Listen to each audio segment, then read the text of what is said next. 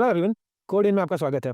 आज का जो टॉपिक है वो है इलॉन सूज इंडिया ओवर सेंसरशिप। हाँ, देखिए जियोपॉलिटिक्स में हर टॉपिक इंपॉर्टेंट होता है और अगर कोई टॉपिक इलॉन मस्क से रिलेटेड है तो वो तो बाय डिफॉल्ट बहुत इंपॉर्टेंट हो जाता है। एक तो सबसे अमीर आदमी दुनिया का, ऊपर से कई और रिपोर्ट्स में तो उनको अनऑफिशियल प्रेसिडेंट ऑफ यूएस भी कहा गया है। तो आइए इस टॉपिक को देखते हैं और समझते हैं कि क्या है। ये आर्टिकल है द इकोनॉमिक्स टाइम का। इसमें लिखा हुआ है Elon Musk x petition court against Indian government. तो वही चीज़ मैं आपको बता रहा हूँ कि अभी क्या कहते हैं, कोर्ट में इलॉन मस्क ने कर्नाटका के पिटीशन फाइल की है। द गार्डियन न्यूज़पेपर इसमें भी यही लिखा हुआ है और आप वाशिंगटन पोस्ट देखिए, उसमें भी बेसिकली यही चीज़ ज़िक्र की हुई है। तो मतलब बेसिकली आप इंडिया ले लो, ऑस्ट्रेलिया ले लो या फिर न्यूयॉर्क ले लो, हर जगह न्यूज़ छाई हुई है। आइए इस न्यूज़ को देखते हैं और समझते हैं कि कैसे क्या है। एक्स कॉर्पोरेशन ने सेंटर और स्टेट की जो कंटेंट ब्लॉकिंग सिस्टम है, उसको कर्नाटका हाई कोर्ट में चैलेंज किया है।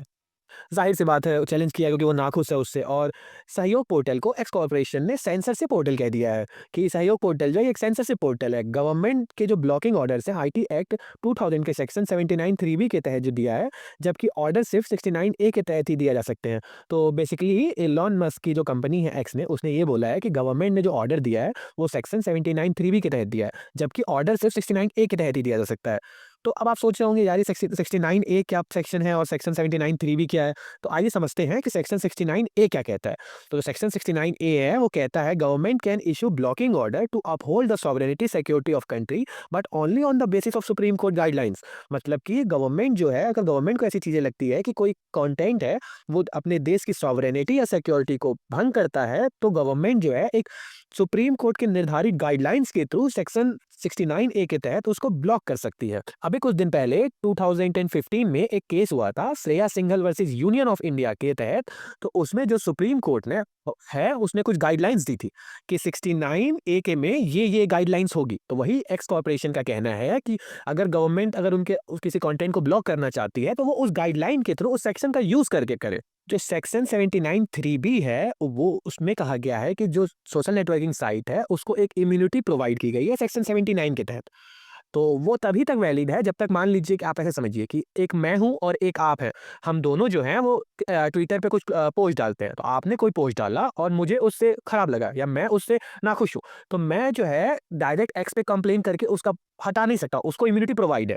लेकिन अगर मैं एक्स को बोलता हूं कि एक ऑर्डर इशू करता हूं कि आप इसको हटा दीजिए और एक्स उसको नहीं हटाता है, तो फिर वो उसकी जो इम्यूनिटी 79 की है वो खत्म हो जाएगी और फिर मैं 79 3B के तहत एक्स पे एक्शन ले सकता हूं।